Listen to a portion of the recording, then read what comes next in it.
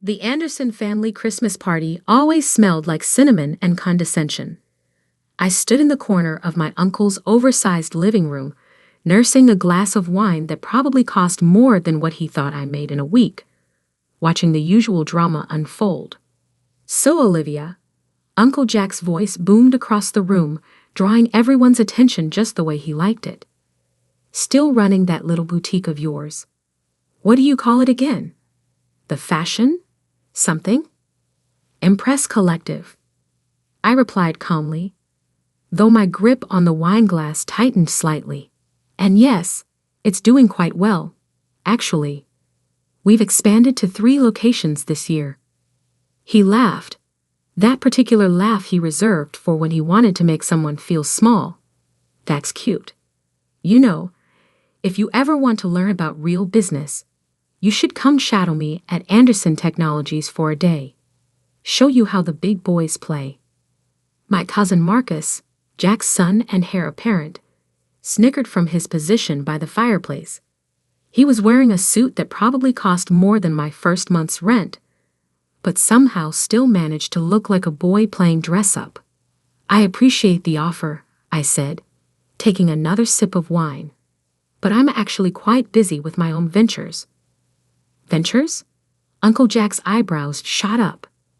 "Selling dresses isn't exactly what I'd call a venture, sweetheart. Now, take what we're doing at Anderson Tech. We just closed a deal with Microdyne Systems. That's real business." I noticed my father shift uncomfortably in his seat. He'd worked under his older brother Jack at Anderson Technologies for 30 years. Always one step below the top. Always almost, but not quite good enough.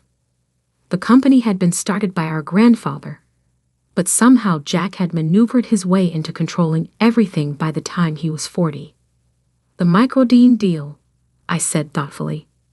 "That's the one where you're supplying their new manufacturing line with processing chips, right?" Jack's eyes narrowed slightly. "Been reading the business pages, have we?" "Something like that." What he didn't know, what none of them knew, was that I'd been doing a lot more than reading.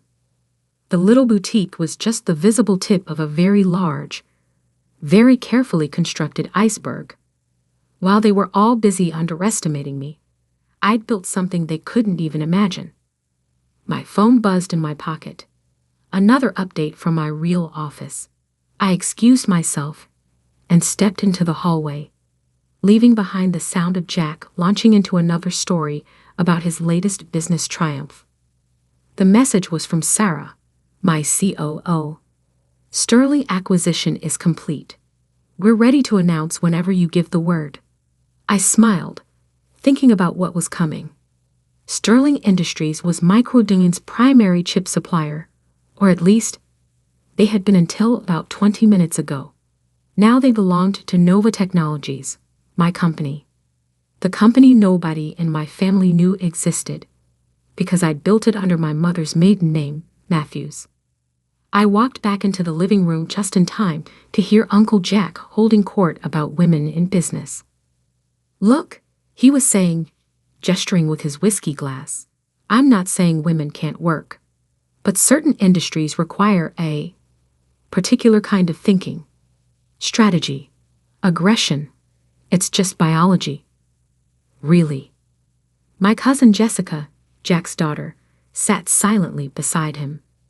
She had an MBA from Harvard and had been trying to get a management position at Anderson Technologies for 2 years. Jack kept finding reasons why she wasn't ready. "Speaking of strategy," I said, unable to help myself, "what's your contingency plan if Sterling Industries changes their supply terms?" The room got quiet. Jack stared at me like I'd just spoken in tongues. "Sterling? They're locked into a 10-year contract with Microdyne. Besides, they're family-owned old school. They don't make waves." I checked my watch. Interesting perspective. Just then, Jack's phone rang. Then Marcus's. Then half the phones in the room started buzzing. I watched as Jack's face went from annoyed to confused to something approaching panic as he read whatever was on his screen. This This has to be a mistake, he muttered, scrolling frantically. Sterling just announced they're under new ownership. Some company called Nova. But that's impossible. I was just golfing with their CEO last week.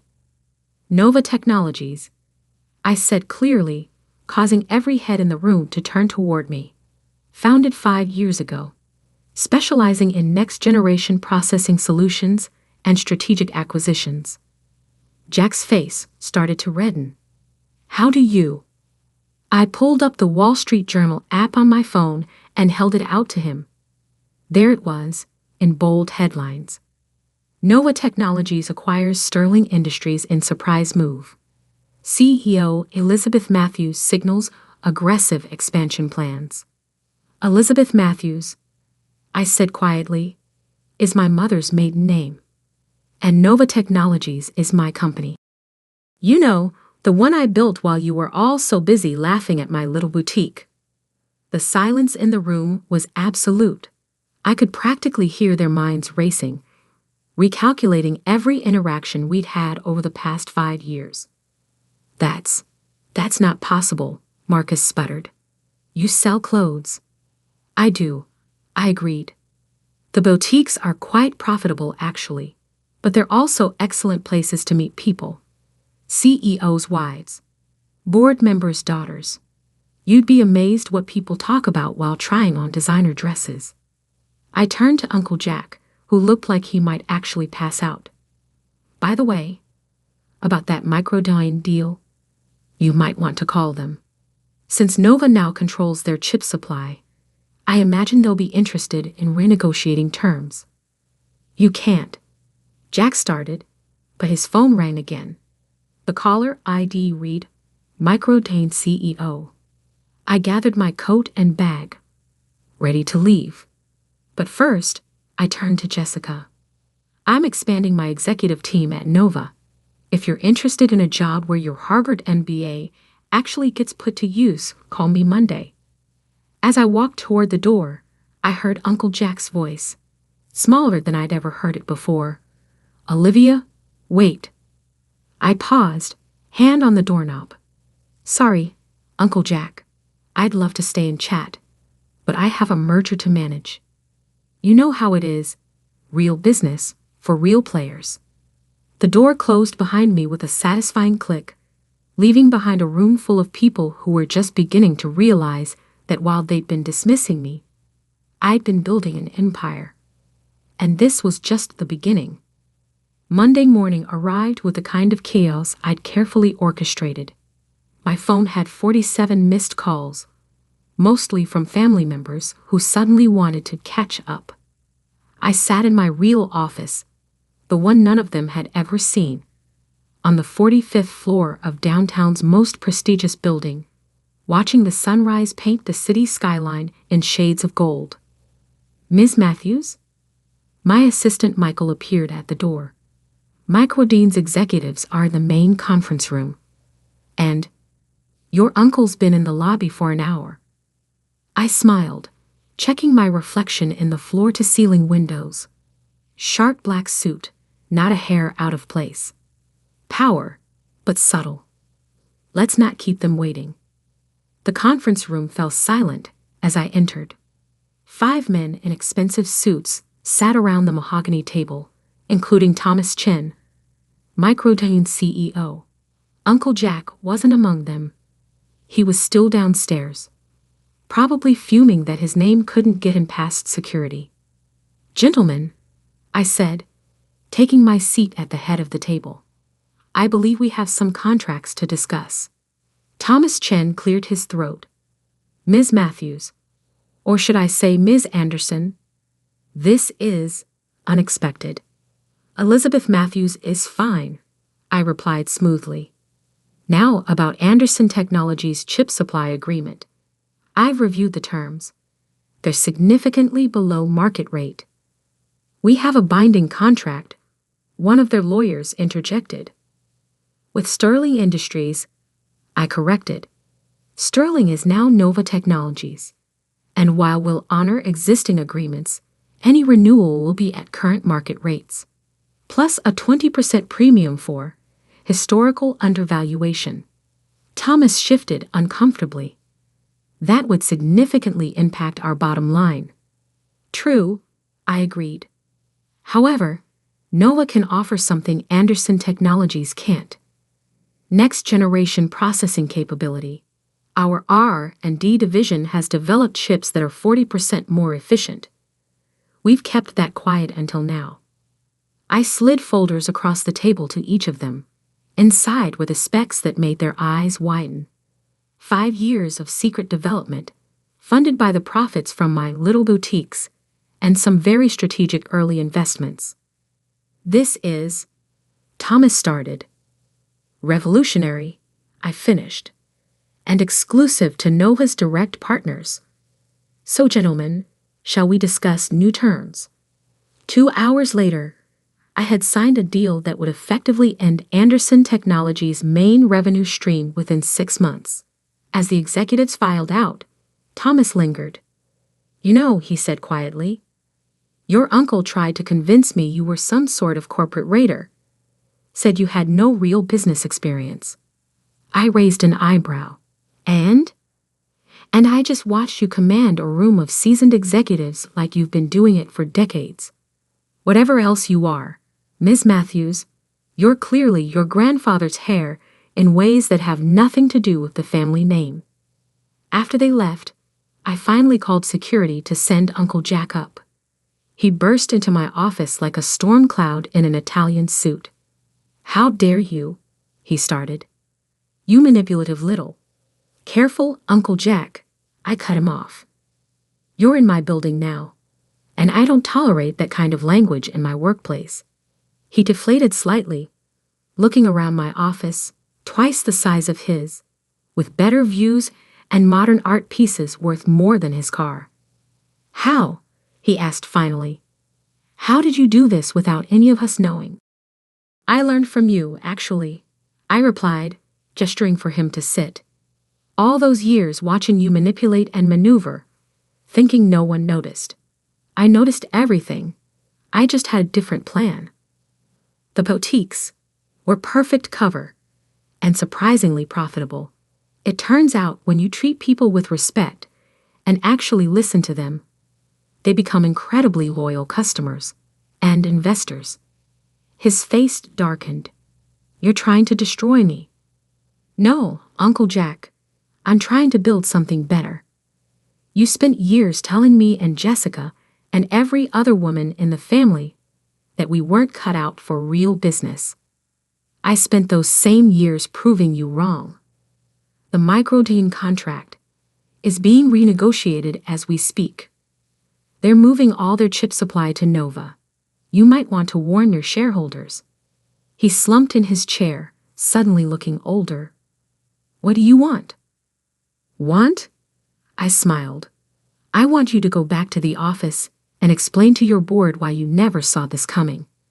I want you to tell Jessica why you really kept her out of management. I want you to experience what it feels like to be underestimated and dismissed. I'll fight this, he threatened weakly. You can try. But first, you might want to look into who's been quietly buying Anderson Technologies stock over the past 3 years. Here's a hint.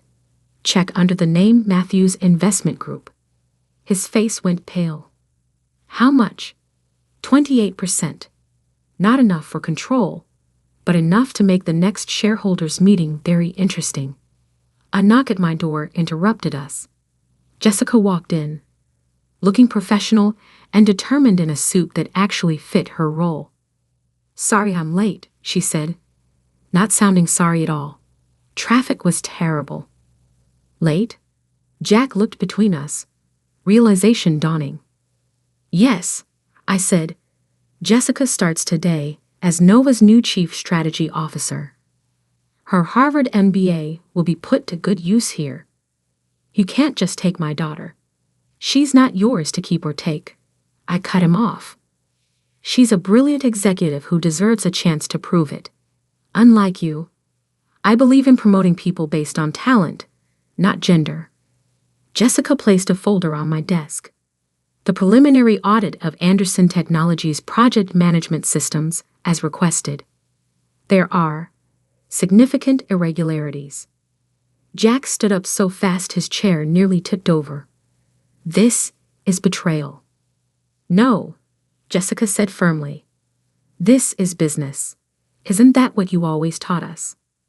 I watched my uncle storm out, knowing this was just the beginning. The real battle would come at the shareholders' meeting next month. But I was ready. I'd been ready for years. Well, Jessica said after he left, that was dramatic. Welcome to real business, I replied with a smile. Now let's talk about phase 2. Because while they thought the Sterling acquisition was my endgame, it was really just my opening move. I had 5 years of careful planning to unveil, and a family empire to rebuild, this time with a very different kind of leadership. The game was just beginning. The Anderson Technologies shareholders meeting was held in the same hotel ballroom where, 15 years ago, I'd watched my grandfather hand control of the company to Uncle Jack instead of my father. I remembered sitting in the back row, barely out of college, watching my father's face as his older brother took everything he'd worked for. Today, I sat in the front row. The tension in the room was palpable. News of the Microdyne contract loss had hit hard. Anderson Technologies stock had dropped 30% in 2 weeks. The shareholders were out for blood, and Uncle Jack was sweating on the stage. As you can see from our projections, he was saying, his voice lacking its usual confidence, we have several promising alternatives in development. What about Nova Technologies? Someone called out. Is it true they now control our entire supply chain? Jack's eyes found mine in the crowd. I smiled pleasantly. We are in negotiations with Nova, he managed. Is it also true that Nova's CEO is your niece? Another shareholder demanded. The same niece you repeatedly denied a position on the board? Before he could answer, the doors at the back of the ballroom opened. My father walked in, followed by a team of lawyers. Right on schedule. Ladies and gentlemen, my father announced, his voice carrying across the suddenly silent room. I have here documents that should interest all of you. He began distributing folders to the board members. I watched Jack's face as he opened his copy, saw the moment he realized what he was reading. These records show systematic discrimination in hiring and promotion practices, my father continued.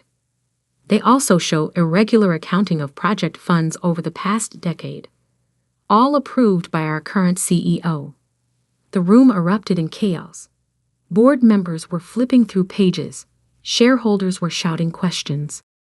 Through it all, I remained seated, calm and composed. This is a trick, Jack shouted over the noise.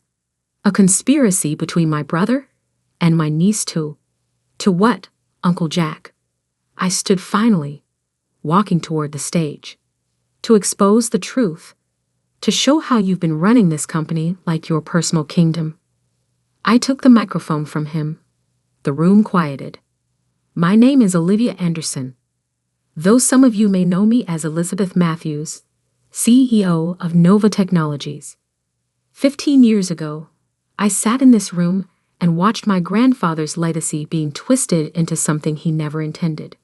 Today, I'm here to restore it. I nodded to my lawyers, who began distributing another set of documents. What you're receiving now is a proposal. Nova Technologies is offering to merge with Anderson Technologies. A full restructuring, new management, and immediate implementation of the next-generation processing technology that Microdyne has already signed on for. The room buzzed with excitement. These were business people, after all. They could see the potential. This merger would not only save the company but position it as a market leader in tech innovation. The Anderson name would remain, but the company culture would change.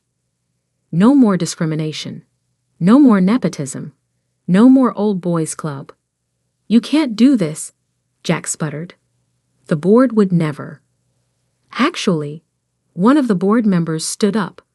Given these revelations and the company's current position, we're obligated to consider any offer that could protect shareholder value. And with Matthews Investment Group's 28% stake, another added, combined with the proxy votes Ms. Anderson has already secured, I believe she has the numbers. I turned to face my uncle directly. You told me to stick to my little shop. That real business was for men. Well, Uncle Jack, this is real business, and you've just been outmaneuvered by a girl who sells dresses. The vote was almost unanimous. By the end of the day, I was standing in my grandfather's old office, now my office, looking out over the city. The portrait of him still hung on the wall, his kind eyes seeming to twinkle with approval. A knock at the door interrupted my thoughts. It was Jessica, carrying a bottle of champagne and 2 glasses. So, she said, pouring the drinks, CEO of both Nova and Anderson Technologies. Not bad for someone who was supposed to stick to retail. I laughed, taking a glass. How's your father taking it? He's adjusting. The board's severance package helped soften the blow, though I think his ego took a hit when they named me Chief Operating Officer. You earned it, I said firmly, and not because you're his daughter or my cousin, because you're brilliant at what you do.